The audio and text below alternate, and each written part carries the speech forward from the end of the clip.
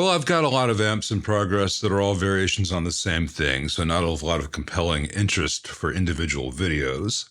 And some of the other stuff I've got to do that I think will make for good amp videos. The parts have not arrived yet. I think all the part deliveries have been affected by last week's global computer meltdown. So in the meantime, I've been doing a lot of work, but I haven't had anything really to put a video out about. And I thought I'd take this time to talk about this pedal board that I've put together for the channel. I thought some of you, probably a small percentage of total viewers, but I thought a lot of people would like to find out about this. And it's not that important what the actual pedals are, what the actual effects are, so much as the thought process behind putting them together that someone might be able to find some good ideas from. And as a general overview, I wanted something just to be able to use to show how amps take pedals. Not elaborate things, not like, big sweeping washy reverbs and pitch shifted this and multi-tap that. That's not that important for you guys to hear what an amp sounds like. But it's nice to say, okay, this amp sounds great. It doesn't have any reverb. Let's add a plate reverb. Or here's a Klon variant, or here's a Zen Drive variant. I've got a volume pedal that works for this as well.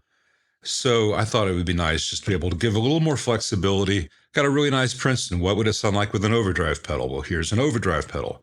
Got this really nice sounding Marshall 18 watt, great edge of breakup sound, but it doesn't have any reverb. Well, here's some reverb. Or here's what this amp would sound like with a tremolo. Pretty basic stuff done well. And I wanted it to be small because real estate is a priority here in my shop. So small has been achieved. This is the second smallest board made by Mono. And it's very nice. It's a little bit sharp on the edges. Be careful picking it up. It probably varies from unit to unit. But overall, the fit and finish has been great for the price. And it exactly fits what I need. So first, let's just talk about how the signal flows through the board. There'll be some more information about the detail as we go, but for right now, the guitar plugs into here. And on the other side of this interface box, the guitar signal comes out and goes to here. And notice I've got this set so there's a curve here. It takes a lot of stress off this wherever possible on this board. I've got the plugs with this little bit of a curve. These are the small square. These are the square plugs, the 400 series, whatever they're called, versus the 5 or the 6. And all the cable here that's not stereo. I'll talk about the stereo stuff later. All the mono cable here is Canare GS4. Out of the Polytune, it goes again with the cable going that way into here, which is a build I made, which is a variant of the Klon Centaur. I modified it. The Klon circuit has got too much of a mid-range nasal thing for me, so I did some tweaks, and this is a little bit more balanced and useful sounding to me. I know that's blasphemy for some. Whatever, they don't have to use it, I do. And then out of there, though I've got the cable not tight here. I don't have the cable short here. It's actually 6 inches long, and the excess is tucked between here. Takes the stress off of each of these connectors and gives me flexibility in case I ever need to use a different pedal. Might have side jacks. This is a variation I made on a Zen Drive, which has a bit more gain available and has a little bit different response on the tone circuit compared to the original. And then the output of the Zen Drive goes here to a Thsinde, which can go to an external thing like a volume pedal. I'll show that in a little bit. But it's also normal to go to this jack, which then flows back to the input, the mono input of the HX Stomp. And I'm coming out of the mono left output of the HX Stomp to the amps in question. This is a little stereo square plug here on the EXP12 jack, and it is going with a Mogami stereo cable to this little box I made to take advantage of the options of the HX Stomp to give me foot switch 4 and 5. This one I have to use to go between various modes of this, so I can go between snapshot mode and stomp mode and preset select mode and all that fun stuff. I really wish that the HX Stomp had a way to set this just to go between stomp and stomp snapshot, but you got to scroll through all of them. So it's not perfect, but it works. And this one I've set up for dedicated tap tempo. And also, it's a second tuner that I don't like the tuner in here nearly as well as the Polytune. But this way, when I'm in snapshot mode on the Line 6 HX Stomp, I have all three snapshot buttons. I still have tap tempo at the same time that I'm in that mode. That's about as far into the HX we're going to go in this video. This is really about the thought process more than programming. Maybe I'll do some separate stuff on that in some other video if people care. But for right now, that's how the signal is treated and how this box is done. There are a lot of turnkey boxes on the market that do the same thing. They range from 20 to 60 bucks. I just rolled my own because I have a drill press and I know how to do it. And I did give myself some flexibility down the road where I could have this stereo cable come in, but I could also have a mono line going out to an expression pedal, should I ever need that in the future, or if I need to reconfigure this to use the loop built in here. Anyway, I built for some flexibility. Let me show you the underside of the board. All right, I've got all the audio paths going up here through this bank of stuff, and I've got all the DC power stuff down here through this bank of stuff, just to keep them separate. I've got some of the straight plugs here from the same company that makes the square plugs.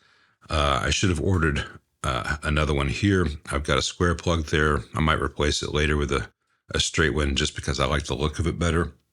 But, they're $5 each, so I already had this one. It's fine. Got a DC pass-through here. It goes to the other side in case I want to use a guest pedal. I'll show that in a moment. And then I have a unused but wired in TRS stereo through in case I need to do something with an expression pedal or my needs change down the way. Here you can see I've got all the DC connections here. These are pretty short already. This one's got some excess length, but it's so neat. I don't really feel the need to, I could cut this and put a new plug on here and neaten it up even better, but there's really no need. If it really bothered me, I could attach it there as well, but that's my audio stuff. So I'll just tuck it down here with the DC stuff, right? I'm powering everything with the One Spot Pro CS6 by True Tone. I probably could have reached out to Zach Childs and gotten one at a good deal or good price or anything. I didn't. I just bought it. I knew that it was a good company. It was a good product. It did cost less than the Chocks, which also would have worked. But, it's a Tennessee company. I'm a Tennessee boy. I have no problem with the choice I made. And it fits on this board very nicely. I mounted it let me move the camera just a bit, just so that when the IEC is connected, it's a bit recessed and protected. So I'm unlikely to have this pull out accidentally. I like that little blue glow that lets me know it's plugged in. It was very important to me that I leave the headphone jack exposed on the Line 6 here at all times, so I could connect headphones easily if I ever wanted to do late night practice. Notice how little space there is beneath this small pedal board and that the CS6 just barely fits. Now, I could have gotten away with using some dual lock to mount this, but the CS6 comes with a mounting template. So I was able to screw the CS6 to the board. And down here with this Hammond box, there was not enough space to even use dual lock. You can see I've used dual lock for all the pedals up top. But if I'd used dual lock on this Hammond 1590B, it would have stuck out too far. So that is also screwed to the top of the mono board. You can see here that I didn't just put the screws in. I used a countersink bit to get them down so they're all flush mounted. So none of the screws here are popping up and pushing against mounting points for the pedals. And down at the other end, well, you can't see the screws because I put them all underneath where the Polytune goes. I have the same thing done with recessed screws. So none of the screw heads are interfering with the pedal mounting. What this means, though, is that because this is tied to the chassis of the power supply, which is tied to the ground of its AC safety cable, which is good. It means that this entire pedal board is connected to ground, in terms of the metal surface, is connected to ground when this thing is plugged into an IEC cable. And because the interface box was also screwed to this, the interface box is also already grounded. So if you noticed on the interface box, all the inputs and outputs were all Neutrik jacks. They're all insulated from that, so I don't have any ground loops there. If any of those jacks were switchcraft jacks, for instance, and had contact to the shell of the enclosure for the interface, I would have had a massive ground loop. So it's important to plan that out. Now that ground is only working as a shield on this pedal board and as a shield on the interface box. So there's not any audio ground going through it. It's just a nice shield, because when you have these dual lock connections, while these are all individually shielded, they aren't shielding to each other. So there are no ground loops from chassis to chassis, et cetera, with this setup, but it is as quiet as possible. And that's very nice. Here you can see the mode thing I was talking about, which is handy. And here you can see I can turn off the transistor tape delay. I can turn on an internal overdrive pedal. I can turn off the plate reverb, or I can go into verb only, echo verb, dirt, and do all that through the snapshots. Anyway, and I can change the tap tempo if I want. See if you can see this here. These LEDs are very dimly lit at all times. If I were to turn off the overhead, you'd see that. So that way, if I'm working late at night in the dark, I know where these buttons are. They certainly go brighter when I click on them, but I don't have them set so that they blind you at night. They're visible at night, very much so. But when they're off, there's a dim glow at night. In the daytime, you don't really see it. This one has a faulty foot switch. The blue 3-pole double throw switch that arrived lasted about a week, so that's about to get changed out if that parts order ever gets here. The reason I have these button toppers on, first of all, I have the button toppers on the HX because the thing is designed that if you are wanting to assign a push button to something and you touch it, it will say, do you want to assign it to this foot switch? The trouble is you can't turn that off. The software says you cannot actually turn that off. So I found with my big mitts, I was trying to edit one thing and I'd end up touching the button by mistake, and then it would go to stop what I was doing and say, hey, do you want to assign this thing? If you've have one of these and you've used one of these, you know what I'm talking about. I just put these on there initially to stop that becoming a frustration for myself. And I got a bag of 20 for like $10, and they're fine. They're not worth endorsing, neither are they worth criticizing. You find them all over Amazon. And, I'm like, okay, well, barefoot, how much better does it feel with your shoes off? It really actually does feel very nice. So I've got them on these two that don't need them for like any electronic reason. They just feel more comfortable. And I tried the barefoot buttons on this switcher because this is a single pole, single throw switch that it's a smaller diameter than a standard foot switch will fit on. So barefoot makes this one, which fits on the single pole, single throw. This is their standard size. I think eventually, when I feel like spending money on little round bits of aluminum, I'll get the smaller one, which is 3/4 of an inch. I think visually it'll look better, but functionally they're fine. It's just not a little oversized for this box, a little oversized for this box. You live and you learn. And you can see that I've physically mounted this switch much closer to the enclosure than I did this switch. So I'm less likely to step on both at the same time. This one I wanted to be able to step on without stepping on tap tempo and vice versa. So that height disparity built in really helps with that. I have to be careful not to hit these two at the same time. I have to be very careful not to hit these two at the same time. It's really okay if you hit tap once with these. It really won't mess you up if you hit it once. But if I were to do that multiple times, it changes the tap in unpleasant ways. And on these, I like being able to click on this one or this one individually, or very easily with my foot hit both at the same time. But I'm unlikely to hit this at the same time as I do the tuner. As far as how this works, I think that's pretty much everything. I'm pretty pleased that I left in the ability to make this a little bit more flexible.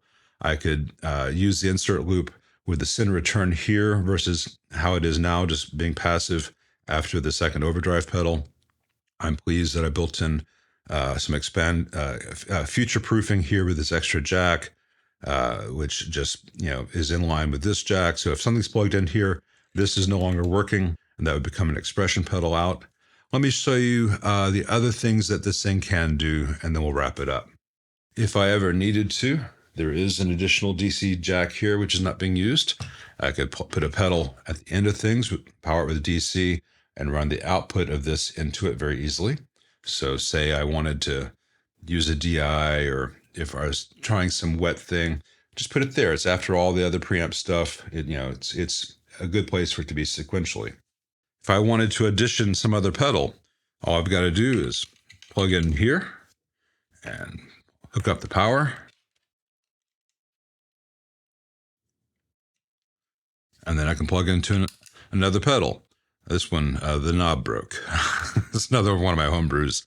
This is a good sounding Big Muff, but the added mids pot, the knob broke. So that's also in the order of stuff.